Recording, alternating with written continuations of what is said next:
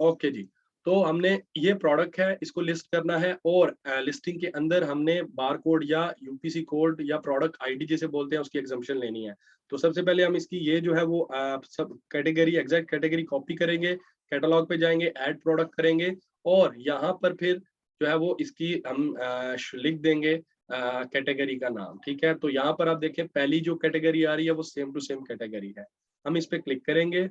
Then secondly next step में हम क्या करेंगे, नेक्स्ट स्टेप में हमें ये फर्स्ट ऑप्शन पे जो है यहाँ पर हम सारे जितने भी हमारे ऑप्शंस हैं इन्हें मोर एट्रीब्यूट्स पे क्लिक करके इनेबल कर लेंगे। सबसे ऊपर हमें वेरिएशन दे रहा है सेकंड पे, यहाँ पर प्रोडक्ट आईडी मांग रहा है। अब मुझसे नहीं मांग रहा क्योंकि इस स्पेसिफिक कैटेगरी में जो है वो ऑटोमोटिव की ये कैटेगरी है मेन, इसके अंदर ये सब कैटेगरी है।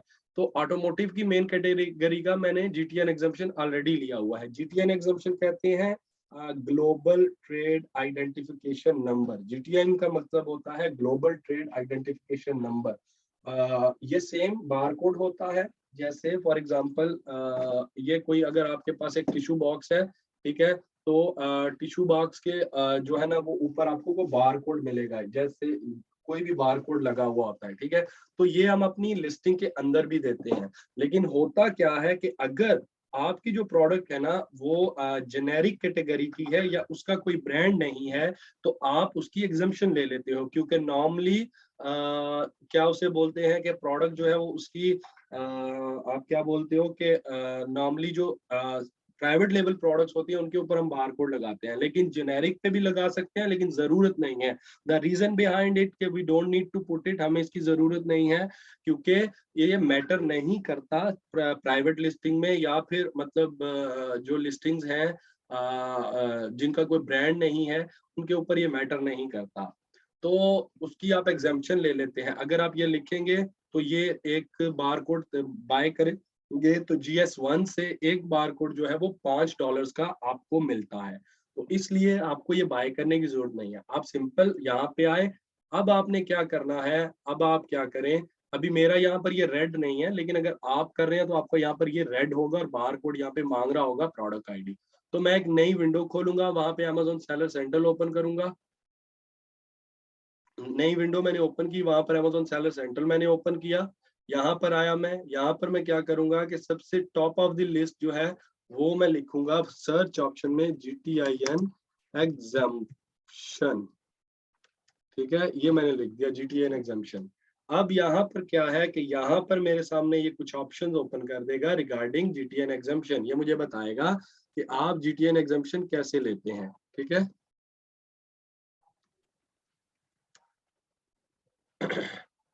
अब यहाँ पर मुझे लोडिंग कर रहा है। फर्स्ट ऑप्शन में मुझे दिखा रहा है कि how to list product that do not have a GTIN और UPC। तो यहाँ पर देखिए हाउ टू लिस्ट, अब ये ऑप्शन आर्टिकल ओपन हुआ, मैं नीचे आऊंगा, नीचे थोड़ा सा स्क्रॉल करूंगा तो यहाँ पे ये जब ऑप्शन आएगा कि how to request a GTN exemption, मैं इस पे क्लिक करूंगा, क्लिक हियर, तो एक न्यू विंडो ओपन होगी। अब यहाँ पर आप देखें कि ये मुझसे GTN एग्जाम्पशन बोल रहा है कि अप्लाई करो। तो अप्लाई करने का बहुत आसान तरीका है, सिलेक्ट कैटेगरी का बोल रहा है, तो यहाँ पर मेरी ऑटोमोटिव की कैटेगरी थी जिसकी अभी प्रोडक्ट में डालने लगा था। मैं ऑटोमोटिव को सिलेक्ट करूंगा। यहाँ पर मैं ऐड कैटेगरी के ऑप्शन पे क्लिक करके मल्टीपल कैटेगरीज भी डाल सकता हूँ, ठीक है? अब नेक्स्ट में क्या है कि यहाँ पर मुझे कह रहा है ब्रांड नेम लिखो, तो मैं जेनेरिक लिख देता हूँ यहाँ पर क्योंकि प्रोडक्ट का कोई ब्रांड नहीं है। अब मैं चेक एलिजिबिलिटी पे जब क्लिक करूंगा तो ये मुझे यहाँ पर GTIN एग्जाम्पशन दे देगा, ठीक है? देखिए इसने मुझे बताया कि मैंने तुम्हें पहले ही दी हुई है, ठीक है? लेकिन आप करेंगे तो आपको यहाँ पर लिख देगा कि you got a GTN exemption for the automotive category under brand name generic. फिर आप वापस यहाँ पर आए और इसे एक दफा रीलोड कर लें, ठीक है? जब आप रीलोड करेंगे तो यहाँ पर जो है आपका बार कोड या UPC कोड वाला ऑप्शन खत्म हो जाएगा, ये रेड नहीं रहेगा।